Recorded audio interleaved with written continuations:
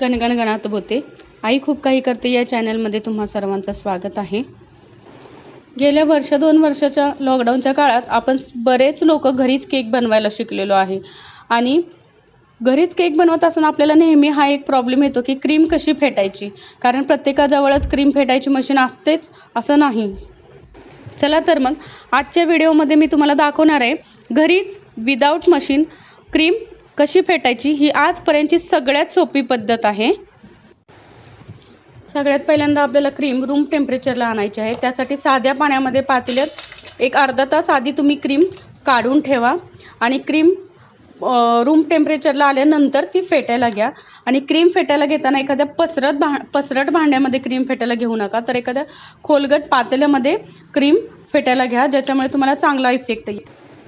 तर आपल्याला काय करायचं आहे, तर आपल्याला एका पाटीमध्ये बर्फ टाकायचा आहे आणि बर्फाच्या पाण्यामध्ये आपण क्रीम घातलेलं पातेलं घ्यायचं आहे. आणि आपली जी साधी स्वयंपाकघरातली रवी आहे, जिने आपण वरण फेटतो, त्या रवीने आपल्याला क्रीम फेटायची आहे. बघा, इतक्या सोप्या पद्धतीने इतक्या फास्ट ही क्रीम फेटली जाते. नॉर्मल आपण ताक करतो तशीच आपल्याला क्रीम फेटत राहायची आहे. अशा पद्धतीने क्रीम फेटायला जास्तीत जास्त 15 ते 20 मिनटं लागतात. आणि जसं आपण नॉर्मल ताक करतो तसं आपल्याला कंटिन्युअस रवी फिरवत राहायची आहे. आणि तुम्ही व्हिडिओ शेवटपर्यंत बघा, क्रीम किती छान फेटली जाणार आहे आपली. आणि तुम्हाला जर आवडलं तर आमच्या चॅनलला लाईक, शेअर, सबस्क्राईब जरूर करा. बघा, एक 10 मिनटं झाली मी सलग क्रीम फेटते आहे, तर आपली क्रीम किती छान फेटली जाती आहे. आपली क्रीम पूर्ण फेटली गेली हे आपल्याला कसं ओळखणार आहे, जर आपण क्रीम फेटत असताना आपला हात जेव्हा जड यायला लागतो तेव्हा आपण समजायचं की आपली क्रीम फेटत आलेली आहे. आणि जेव्हा आपण क्रीम उचलून बघतो तेव्हा जर खाली पडली तर ती आपली क्रीम अजून फेटलेली नाही आहे. आणि जेव्हा ती खाली पडणार नाही तेव्हा आपली क्रीम पूर्णपणे फेटली गेलेली असेल.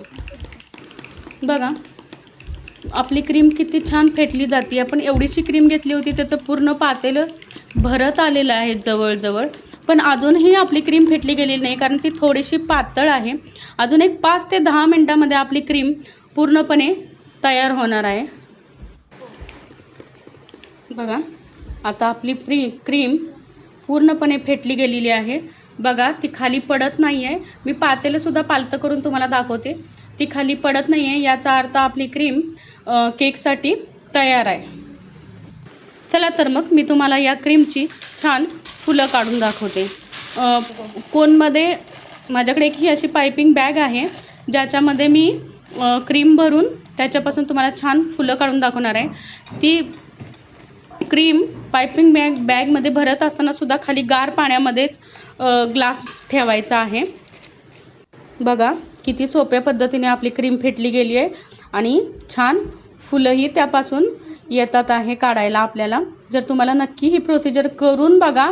जर तुम्हाला अशी क्रीम छानपैकी फेटली गेली, तुम्हाला आवडली, तर नक्की चॅनलला लाईक, शेअर, सबस्क्राईब करा. थँक्यू.